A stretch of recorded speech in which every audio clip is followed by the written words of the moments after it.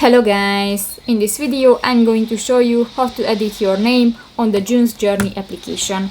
But first of all, I just want to mention, please don't forget to subscribe to our channel, because at 100,000 subscribers we are going to show you our YouTube revenue statistics and growth strategy, how to make money online. So let's jump into it. First of all, open the application on your device.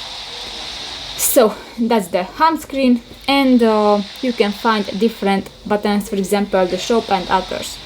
New, click to the upper left corner of the home screen the profile icon, and here you can find the pencil icon at the name. Click that and just type your name,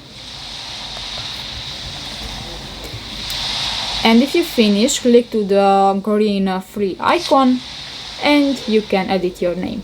So that's pretty much it for this video guys. See you in the next one. Bye bye.